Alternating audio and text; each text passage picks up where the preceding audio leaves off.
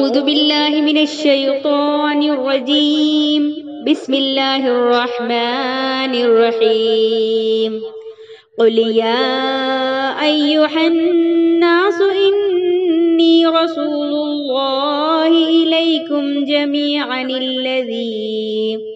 الذي له ملك السماوات والأرض لا إله إلا هو يحيي ويميت فآمنوا بالله ورسوله النبي الأمي الذي يؤمن بالله وكلماته واتبعوه لعلكم تهتدون۔ تمام قسم کی تعریفات وحدہ لا شریک خالق کائنات مالک ارض و سما کے لیے، اور لاکھوں کروڑوں درود و سلام ہو ہستی اقدس پر جن کا نام نامی اس میں گرامی محمد اکرم صلی اللہ علیہ وسلم ہے۔ وہ ذات مقدسہ مبارکہ مطہرہ کہ رب العزت نے جنہیں رحمت کائنات بنا کے بھیجا اور جن کے ذریعے اہل کائنات کی ہدایت اور رہنمائی کا بندوبست فرما دیا۔ معزز سامعین، السلام علیکم ورحمۃ اللہ وبرکاتہ۔ آج میری تقریر کا عنوان ہے امام کائنات صلی اللہ علیہ وسلم کی دعوت۔ نرم لہجہ آپ کا شیریں بیاں کوئی نہیں، نرم لہجہ آپ سا شیریں بیاں کوئی نہیں، موتیاں کیا پھول جھڑتے گفتگو سے آپ کی۔ اس عظیم اور جلیل القدر پیغمبر کی ہستی کا تذکرہ کرتے ہوئے یہ بات بھی جانی جائے کہ وہ اس عظیم ترین شخصیت کو ان عظمتوں کا مالک کیوں کر بنایا گیا؟ اس لیے کہ محمد کریم صلی اللہ علیہ وسلم جب تلک منصب نبوت و رسالت و امامت پر سرفراز نہیں ہوئے تھے تب تلک آپ کی حیثیت دنیا میں ایک پاکباز انسان کی تھی، ایک ایسی شخصیت کی تھی جو ایک خاص ڈھانچے میں ہوئی تھی، جس نے کبھی کسی کو دکھ نہ دیا، کبھی کسی کو تکلیف نہیں پہنچائی، کبھی کسی کا دل نہ دکھایا، کبھی کسی پر ظلم و ستم نہ ڈھایا، کسی کی چغلی نہ کھائی، کبھی کسی پر تہمت و الزام نہ لگایا، کبھی کسی پر بہتان تراشی نہ کی۔ جس شخصیت نے کبھی بھی کسی کی امانت میں خیانت نہ کی ہو، جس کے وعدے ہمیشہ پختہ اور سچے ہو، اور جس کی شرافت مسلم ہو، جس کی حیا کے چرچے ہو، جس کی وفا کے تذکرے ہو، یہ حیثیت تھی محمد مصطفیٰ صلی اللہ علیہ وسلم کی منصب نبوت اور رسالت پر سرفراز ہونے سے پہلے۔ اور جہاں تک آپ کی صورت کا تعلق ہے، غار ہرا میں جبرائیل علیہ السلام کی آمد سے پہلے بھی آپ انتہائی خوبصورت تھے۔ لوگ آپ کے چہرے مبارک کی طرح آنکھ بھر بھر کے دیکھا کرتے تھے۔ آپ کی زلفیں، آپ کے رخسار، آپ کی بھویں، آپ کی قامت، آپ کی گفتار، آپ کی رفتار، یہ سب چیزیں نبوت کے ملنے سے پہلے بھی اسی قدر خوبصورت تھی جس قدر نبوت کے منصب پر سرفراز ہونے کے بعد حسین و جمیل تھی۔ لیکن امامت و نبوت کے منصب پر سرفراز ہونے کے بعد ایک ایسی چیز آپ کو عطا کی گئی جو پہلے آپ کے پاس موجود نہ تھی۔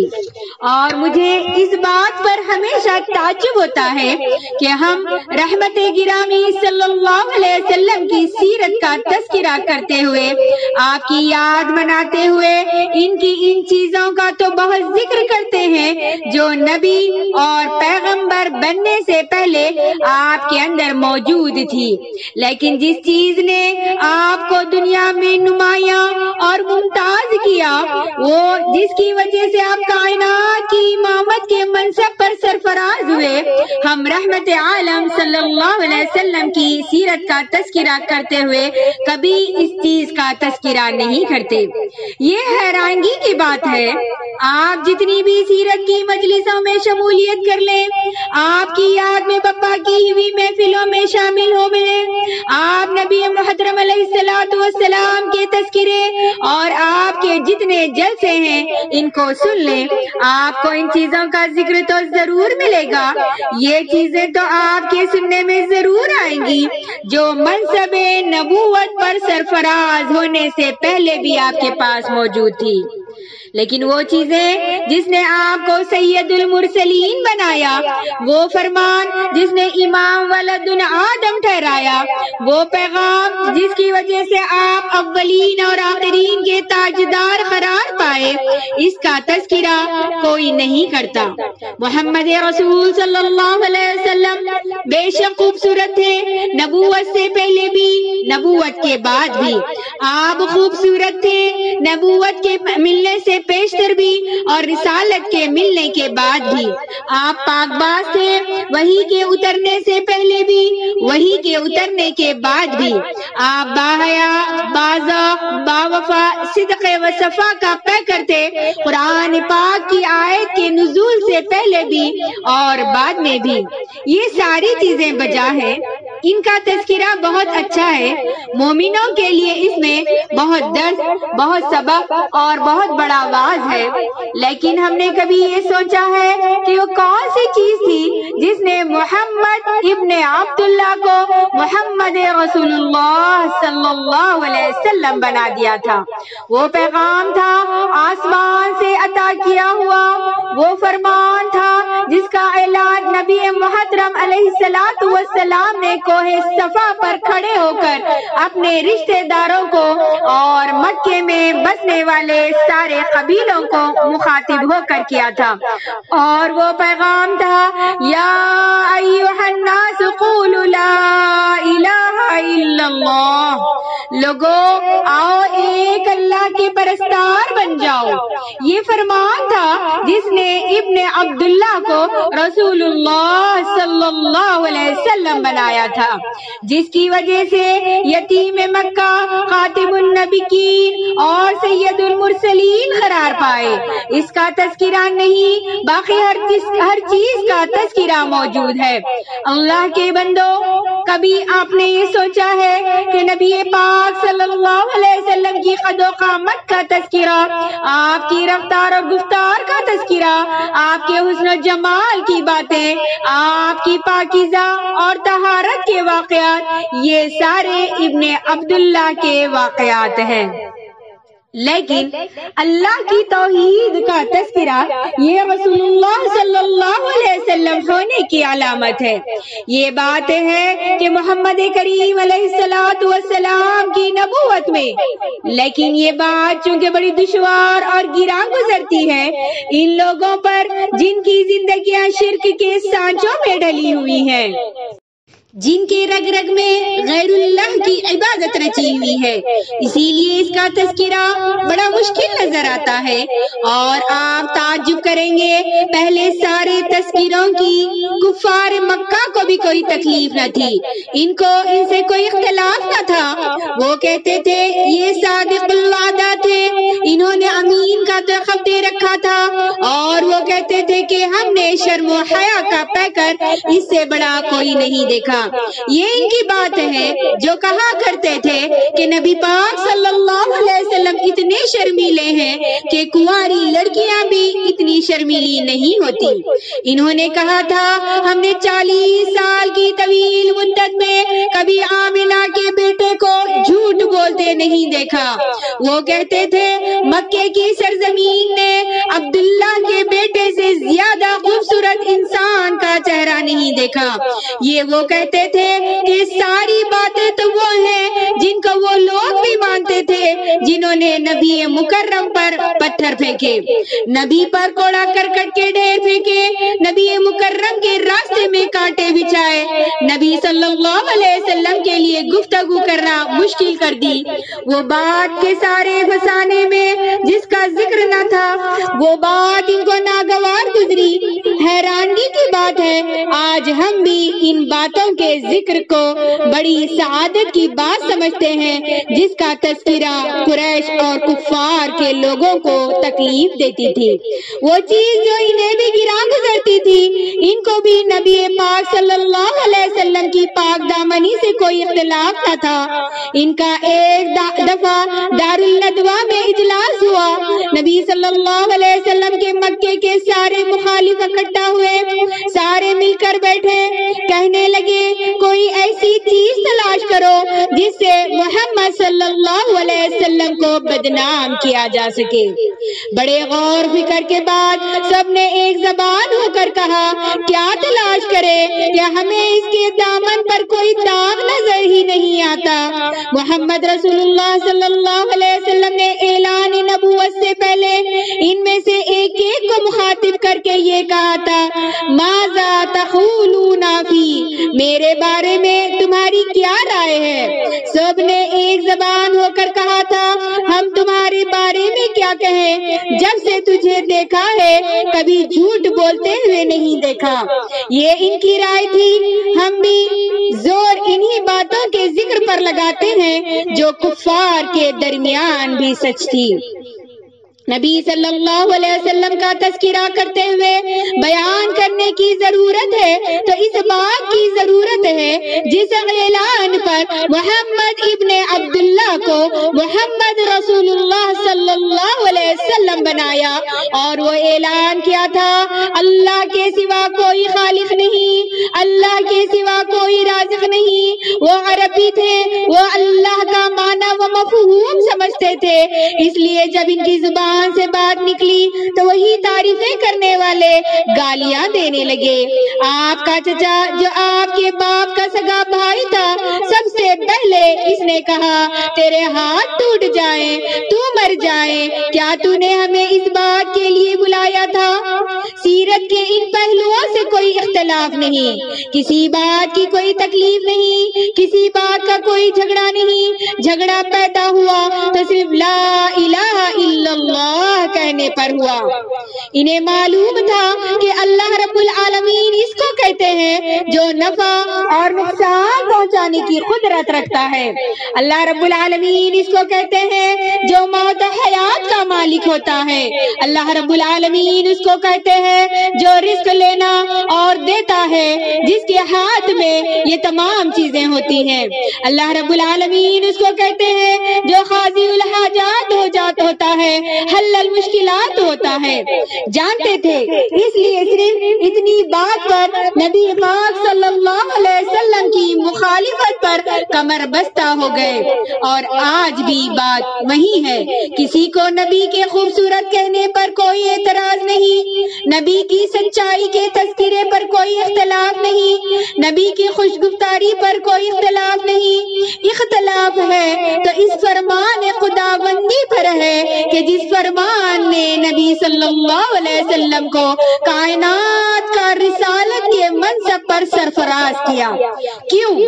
اس اعلان سے وہ دکانداریاں ٹوٹتی ہیں جنہیں لوگوں کو لوٹنے کے لیے استوار رکھا گیا ہے، روٹی پر چوٹ پڑتی ہے، لوٹ کر سوٹ چھوڑنا پڑتا ہے، لا الہ الا اللہ کہہ کے ان جھوٹے خداؤں کی دکانوں کو بند کرنا پڑتا ہے۔ وہ دکانیں جو کافروں کے گھروں کے پاس نہیں بلکہ مومنوں کے محلوں میں کھلی ہوئی ہیں، اللہ کے گھر بے آباد ہے۔ مسجد مرثیہ خواہاں کے نمازی نہ رہے اور غیر اللہ کے اڈے آباد، کیوں کر ان میں ایک دن کی حاضری سے ساری زندگی کے گناہ معاف ہو جاتے ہیں۔ لا الہ الا اللہ بس مسیح سے آج مسلمانوں کے لیے بھی اتنا ہی ناخوشگوار ہو گیا ہے جتنا کل تک غیر مسلموں کے لیے ناخوشگوار تھا۔ لا الہ الا اللہ کی ضرب حکمران بھی برداشت نہیں کرتے، پیر فقیر بھی اس کو برداشت نہیں کرتے، ملا اور خطیب بھی اس کو برداشت نہیں کرتے، کیونکہ اس ضرب کے بعد غیر خدا کے اڈے قائم نہیں رہتے۔ محمد رسول اللہ صلی اللہ علیہ وسلم سے سارا اختلاف جو 13 برس تک جاری رہا، پھر محمد رسول اللہ صلی اللہ علیہ وسلم کے تشریف لے جانے کے بعد بھی جاری رہا، وہ صرف لا الہ الا اللہ کی وجہ سے ہے۔ وہ محمد رسول اللہ صلی اللہ علیہ وسلم ماننے کے لیے تیار تھے۔ قرآن کیا کہتا ہے وہ محمد رسول اللہ صلی اللہ علیہ وسلم کے بارے میں؟ آئیے دیکھتے ہیں کہ قرآن میں اللہ رب العالمین کیا ارشاد فرماتا ہے۔ سورہ انعام سورہ نمبر 6 آیت نمبر 33 میں اللہ رب العالمین کہتا ہے قد نعلم انه ليحزنك الذي يقولون فانهم لا يكذبونك ولكن الظالمين بآيات الله يجحدون۔ ہمیں خوب معلوم ہے کہ آپ کو کافروں کی باتیں رنج پہنچا رہی ہیں، دیکھیے یہ آپ کو نہیں جھٹلا رہے بلکہ ظالم اللہ رب العالمین کی آیتوں کا انکار کر رہے ہیں۔ اللہ رحمت عالم صلی اللہ علیہ وسلم کو قوم کی تکذیب و مخالفت پر تسلی دے رہا ہے کہ ہمیں معلوم ہے لوگ آپ کو جھٹلاتے ہیں اور آپ کی مخالفت پر تلے ہوئے ہیں اور آپ ان پر افسوس کر رہے ہیں۔ اللہ رب العالمین نے اسی طریقے سے سورہ فاطر میں فرمایا ان کی طرف سے آپ کے دل کو افسوس نہ ہو۔ اسی طریقے سے سورہ الشعراء میں فرمایا شاید آپ لوگوں کے ایمان نہ لانے پر اپنے آپ کو ہلاک نہ کر دیں گے۔ اسی طریقے سے اللہ رب العالمین نے سورہ کہف میں کہا شاید آپ افسوس سے ان کے پیچھے اگر وہ آپ پر ایمان نہ لائیں گے اپنے آپ کو ہلاک و برباد کر ڈالیں گے۔ پھر فرمایا یہ بدبخت آپ کو نہیں بلکہ حق کو جھٹلا رہے ہیں اور اسے اپنے سینوں سے نکال رہے ہیں۔ تو یہاں نبی کریم صلی اللہ علیہ وسلم کو تسلی دی جا رہی ہے ان الفاظ میں کہ ہم جانتے ہیں تیری تکذیب نہیں کرتے، رب کی توحید ماننے کے لیے تیار نہیں، تجھ کو ماننے کے لیے تیار نہیں۔ قد نعلم فإنهم لا يكذبونك کا لفظ ترجمہ اور البتہ تحقیق ہم جانتے ہیں یہ تیری تکذیب نہیں کرتے، تجھ کو جھٹلاتے۔ اللہ کی توحید کا ماننا بڑا مشکل کام ہے۔ اللہ کی توحید مان لے پھر ان جھوٹے خداؤں کا کیا کرے جن کو ہم نے آستینوں میں پال رکھا ہے۔ سارا اختلاف اس اعلان اور اس فرمان پر تھا جس فرمان کے ذریعے ابن عبداللہ رسول اللہ صلی اللہ علیہ وسلم بنائے گئے تھے۔ حیرانگی کی بات ہے کہ اگر کوئی شخص کسی بادشاہ کی یاد میں دن مناتا ہے تو بادشاہت سے تو محبت کا اظہار کرے، لیکن اس فرمان کو یاد کرنا اس کے لیے تکلیف دہ ہو جائے جس فرمان سے بادشاہ کی بادشاہت وجود میں آئی تھی۔ یہ محمد رسول اللہ صلی اللہ علیہ وسلم سے پیار کی علامت ہے، یہ محبت کی علامت ہے کہ رسول اللہ صلی اللہ علیہ وسلم سے تو پیار ہے اور جس فرمان کی روح سے رسالت ملی اس سے دشمنی۔ لوگوں یاد رکھو کائنات کے اندر کسی چیز کی اتنی اہمیت نہیں جتنی اللہ کی توحید کی اہمیت ہے، اور محمد رسول اللہ صلی اللہ علیہ وسلم نے 13 برس تک اسی ایک اعلان کو بار بار اپنی قوم کے سامنے دہرایا، دوسری بات کا تذکرہ نہیں کیا۔ 13 سال تک قوم کو ایک ہی درس دیتے رہے قولوا لا الہ الا اللہ۔ لوگوں غیر اللہ کے سامنے سر جھکانے سے باز آ جاؤ، اللہ کے سوا کسی کے سامنے جھولی پھیلانے سے رک جاؤ، اللہ رب العالمین کے سوا کسی کو مالک و مختار نہ سمجھو، موت و حیات کا مالک مانو تو اکیلے اللہ رب العالمین کو مانو، اور نفع و نقصان اکیلے اللہ رب العالمین کو مانو کہ وہی نفع دینے والا اور وہی نقصان پہنچانے والا ہے۔ اور جب یہ عقیدہ پختہ ہو جائے گا پھر اس سوال بھی کرو گے تو اکیلے اللہ ہی سے کرو گے۔ جب اس کا مالک اللہ کے سوا اور نہیں تو سوال دوسرے سے کیسے کیا جائے گا؟ آج بس قسمتی کی بات ہے کہ جس ایک سبق کو نبی پاک صلی اللہ علیہ وسلم نے 13 برس تک دہرایا تھا، اسی سبق کو آپ صلی اللہ علیہ وسلم کی قوم فراموش کر گئی ہے۔ آج مسلمانوں کی حالت دیکھ کر ایسا معلوم ہوتا ہے کہ سارے اختیارات اوروں کے پاس ہیں، رب کے پاس تو کچھ بھی نہیں رہا۔ اور یاروں نے تو یہ بھی کہہ دیا کہ اللہ کے پلے میں توحید کے سوا کیا ہے؟ کچھ بھی نہیں۔ معاذ اللہ، اللہ رب العالمین کو ہم نے بالکل معطل کر کے رکھ دیا ہے۔ اور خداوند عالم نے قرآن مجید میں کیا ارشاد فرمایا، آئیے یہ جانتے ہوئے چلے کہ اللہ رب العالمین نے سورہ انبیاء سورہ نمبر 21 آیت نمبر 25 میں ارشاد فرمایا، وَمَا أَرْسَلْنَا مِن قَبْلِكَ مِن رَّسُولٍ إِلَّا نُوحِي إِلَيْهِ أَنَّهُ لَا إِلَٰهَ إِلَّا أَنَا لَا إِلَٰهَ إِلَّا أَنَا فَاعْبُدُونِ۔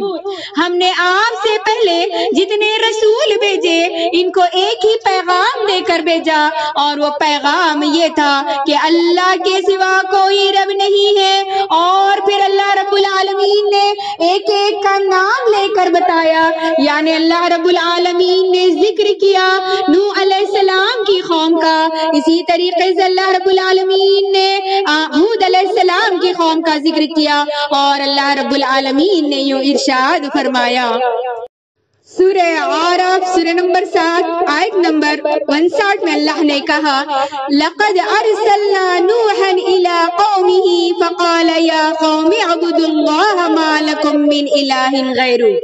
اور ہم نے نوح علیہ السلام کو ان کی قوم کے پاس بھیجا، ان کا پیغام یہی تھا کہ اللہ کے سوا کسی کی عبادت نہ کرو۔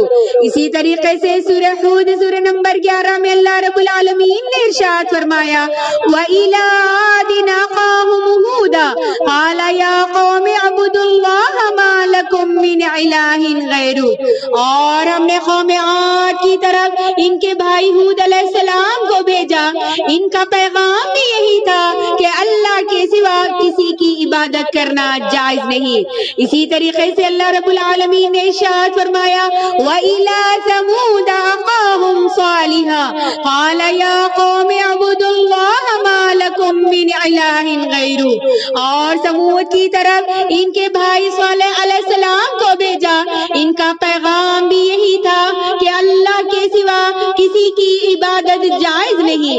اسی طریقے سے فرمایا، وَإِلَىٰ مَسْنَدْ ابْنَ أَخَاهُمْ شُعَيْبَ، اور فرمایا اور مدین کی طرف ان کے بھائی حضرت شعیب کو بھیجا، اور کہا میری قوم اللہ کی عبادت کرو، اس کے علاوہ کوئی تمہارا دوسرا معبود نہیں ہے۔